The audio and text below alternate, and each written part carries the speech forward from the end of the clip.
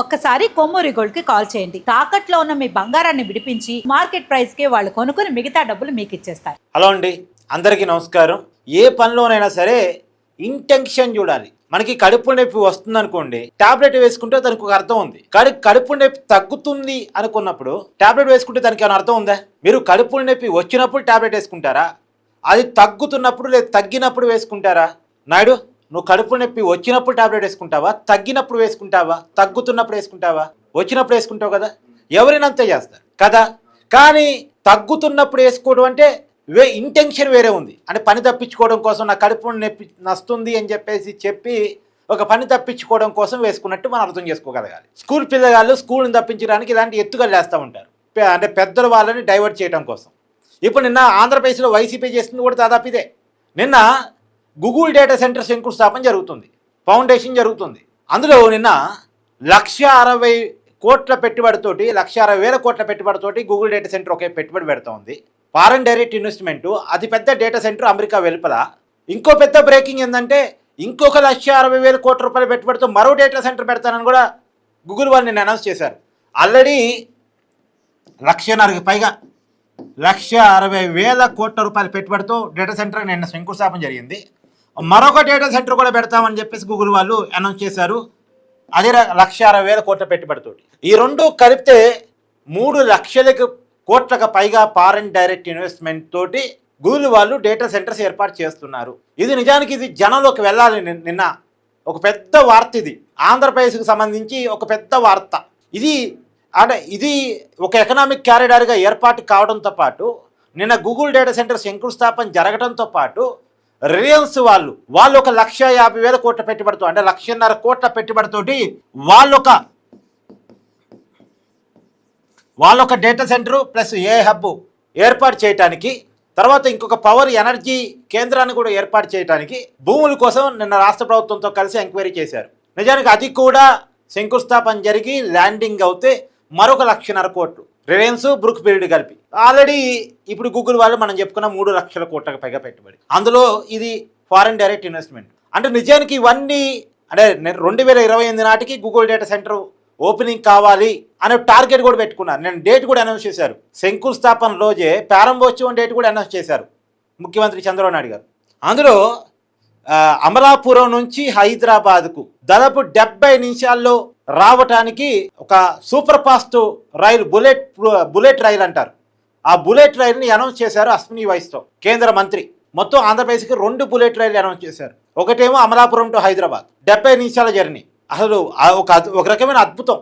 కానీ ఇదేమీ చర్చ జరగకుండా ఉండటం కోసం వైసీపీ పెట్రోల్ బంకుల దగ్గర పెట్రోల్ సమస్య మీద ఆందోళన చేసింది. సరే, ఒక ప్రజా సమస్య మీద, ప్రజలు ఇబ్బంది పడుతున్న సమస్య మీద ఆందోళన చేయడం తప్పు కాదు.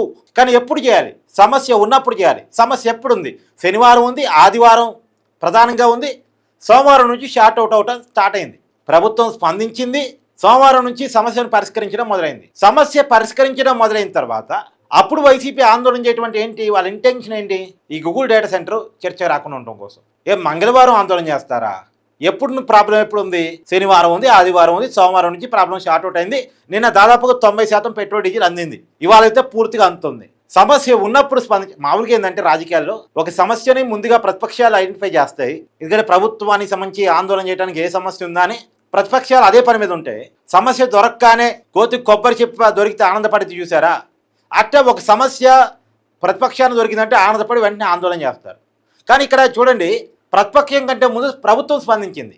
ముఖ్యమంత్రి చంద్రబాబు స్పందించారు, సమీక్ష పెట్టారు, మంత్రులకు టార్గెట్ ఇచ్చారు. ప్రతి 3 గంటలకోసారి రిపోర్ట్ ఇవ్వమని అడిగారు. ప్రతి 3 గంటలకోసారి రిపోర్ట్ తెప్పించుకున్నారు. సమస్య షార్ట్ అవుట్ వైపు అడుగులేశారు. అంతా బాగుంది. కానీ సమస్య షార్ట్ అవుట్ అవుతున్న క్రమంలో వైసీపీ ఆందోళన బాట పట్టింది. ఏమైనా ఉందా అసలు? ఉండదు. ఆ సమస్య కారణం ఏంటి? ఒక సమస్య మీద ఆందోళన చేస్తున్నప్పుడు ఆ సమస్య ఎందుకు వచ్చింది? ఆంధ్రప్రదేశ్లో మాత్రమే వచ్చిందా? బయట కూడా వచ్చిందా? మినిమం క్రాస్ చెక్ ఉండాలిగా? లేదు. మినిమం క్రాస్ చెక్ కూడా లేదు. తెలంగాణలో ఉంది సమస్య, హైదరాబాద్లో ఉంది సమస్య. ఫర్ ఎగ్జాంపుల్, నేను వీడియో చేస్తుంటే నా కెమెరా పెట్టినటువంటి నాయుడు నిన్న లంచ్ అవర్ దాదాపు అర్ధ గంటకి పైగా క్యూలో నిలబడి నడి ఎండలో పెట్రోల్ కొట్టించుకున్నాడు. ఎందుకంటే దొరకదు అనే ఒక భయం. హైదరాబాద్లో కూడా ఉన్న సమస్య, పెట్రోల్ బంకులు మూతపడతా ఉన్నాయి. ఏదో సమస్య ఇవాళ రేపట్లో షార్ట్ అవుట్ అవుతుంది అనుకున్నా. హైదరాబాద్లో కూడా అయింది దాదాపుగా. ఇవాళ కొద్దిగా నార్మల్ స్థితికి వచ్చిందిలేండి. దానికి కారణాలు రకరకాలు. ఆయిల్ కంపెనీలేమో తక్కువ స్థాయికి పంపిస్తున్నాయి, ఎందుకంటే వాళ్ళు లాస్లో ఉన్నారట. వాళ్ళు ఇప్పుడు ఈ రోజు బ్యారెల్ క్రూడ్ ఆయిల్ ధర 111 రూపాయలు, నిన్న 109 రూపాయలు. వాళ్ళు ఎక్కువ సప్లై చేయాలంటే ఎక్కువ క్రూడ్ ఆయిల్ కొనాలి. క్రూడ్ ఆయిల్ ధర విపరీతంగా ఉంది. పెట్రోల్ డీజిల్ రేట్ కేంద్రం పెంచుకోవడానికి పర్మిషన్ ఇవ్వట్లే, ప్రభుత్వం పర్మిషన్ ఇవ్వట్లే. ఆల్రెడీ కేంద్రం ఒక 10 రూపాయలు వ్యాట్ తగ్గించింది, తన ట్యాక్సులు తగ్గించేసుకొని ఆయిల్ కంపెనీలకు ఊరటిచ్చింది. అయినా సరిపోవట్లే, 10 రూపాయలు ఆయిల్ కంపెనీకి సరిపోవట్లే. ఇంకా రేటు పెంచాలని ఆయిల్ కంపెనీలు అనుకుంటున్నాయి, కానీ కేంద్రం నుంచి పర్మిషన్ లేదు. ఇంకోవైపు ఏమో రూపాయి పతనం అవుతుంది, డాలర్తో పోలిస్తే రూపాయి అమాంతం తగ్గిపోయింది. ఒక కారణాలు కాదండి, కర్ణుడి చావుకి 100 కారణాలు అన్నట్టు పెట్రోల్ సమస్యకి 100 కారణాలు ఉన్నాయి. ఒకేపేమో రూపాయి పతనం, మనమేం పెట్రోల్ డీజిల్ రూపాయల్లో కొంటాం, కానీ ఆయిల్ కంపెనీలు చమురుని క్రూడ్ ఆయిల్ని డాలర్లో కొంటది. మన రూపాయిని డాలర్లో కన్వర్ట్ చేసి వాళ్ళు కొంటారు. క్రూడ్ ఆయిల్ కొనుక్కొని దాన్ని శుద్ధి చేసి ఆ పెట్రోల్ డీజిల్గా మనకు అందిస్తూ ఉంటారు. ఆ క్రూడ్ ఆయిల్ ధర విపరీతంగా పెరిగింది. ఇంకోవైపు రూపాయి పతనం అయింది. ఈ రూపాయిని డాలర్లో కన్వర్ట్ చేసినప్పుడు ఎక్కువ పే చేయాల్సి వస్తుంది. ఆయిల్ కంపెనీకి ఇదంతా పెద్ద బటన్గా మారింది. ఇంకోవైపు ప్రజలేమో ప్యానిక్కి గురవుతున్నారు, రోజువారీ అవసరాల కంటే ఎక్కువ డిమాండ్ చేస్తున్నారు. ఇంకోవైపు వ్యవసాయానికి వరికోత మిషన్లు పెట్రోల్ డీజిల్తో నడుస్తాయి, ట్రాక్టర్లు డీజిల్తో నడుస్తాయి. డిమాండ్ పెరిగింది, సప్లై తగ్గింది. ఇంకా ప్రజలు ప్యానిక్కి గురయ్యారు, ఎక్కువ డిమాండ్ చేస్తున్నారు. క్యాన్లలో పట్టకపోతున్నారు, డ్రమ్ముల్లో పట్టకపోతున్నారు. ఇంకొక పక్క ఈ ఇండస్ట్రియల్ వాళ్ళు, పరిశ్రమల వాళ్ళకి కమర్షియల్ డీజిల్ రేట్కి ఈ నార్మల్ డీజిల్ రేట్కి ఒక 50 రూపాయల దాకా డిఫరెన్స్ రావటం ఫలితంగా, సబ్జెక్టు కరప్షన్ చాలా పెద్ద తేడా రావటం ఫలితంగా వాళ్ళు ఏం చేస్తున్నారు, రిటైల్ మార్కెట్లో డీజిల్ కొనుగోలు చేస్తున్నారు. ఈ బల్క్గా కొనేవాళ్ళు, ఈ పరిశ్రమల కోసం డీజిల్ కొనేవాళ్ళు కూడా అక్కడ కొంటే ఎక్కువ రేట్ వస్తుందని చెప్పేసి ఇక్కడ కొనుగోలు చేస్తున్నారు. ఏది రిటైల్ మార్కెట్లో బంకుల దగ్గర కొనుగోలు చేస్తున్నారు. దానివల్ల అసలు వెహికల్స్కి ఇవ్వాల్సిన పెట్రోల్ డీజిల్లో కోత పడుతుంది, అది పరిశ్రమల వాళ్ళకి కొంత భాగం పోతుంది. సార్ రకరకాల కారణాలండి. ఇవన్నీ కూడా ఏ ప్రభుత్వం కారణం కాదు, సమస్యలు. ప్రపంచవ్యాప్తంగా చమురు సమస్య వచ్చింది, ప్రపంచవ్యాప్తంగా క్రూడ్ ఆయిల్ ధర పెరిగింది.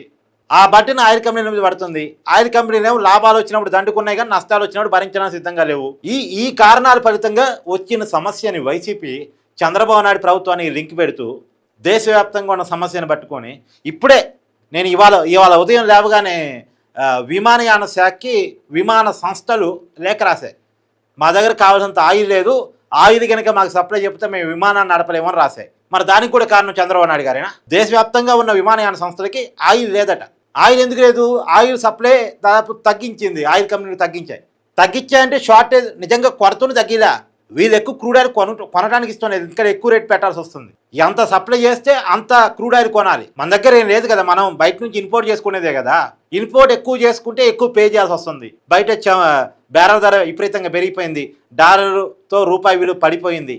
కాబట్టి కావాలని చమురు సంస్థలు నష్టాలు తగ్గించుకోవడానికి సప్లైలో తగ్గుదల పెట్టాయి, సప్లైని తగ్గించాయి. డిమాండ్ పెరిగింది, సప్లై తగ్గింది. చూడండి ఈ వ్యత్యాసం, ఇదేమో పెరుగుతూ ఉంది, ఇదేమో తగ్గుతూ ఉంది. ఈ వ్యత్యాసం వల్ల వచ్చిన ప్రాబ్లం ఇది వైసీపీకి అర్థం కాదులేండి. ఇది జగన్మోహన్ రెడ్డి గారికి మేబీ అర్థం కాకపోవచ్చు, ఇదే మామూలుగా లాంటి ప్రపోజల్ కాదుగా, అర్థం కాకపోవచ్చు, ఇంత సబ్జెక్ట్ అర్థం కాకపోవచ్చు. కానీ వైసీపీ చేసిన రాజకీయం. సో నిన్న వైసీపీ ఒక హై డ్రామా మీద మీ కామెంట్ జడ్జ్ చేయండి. Thank you.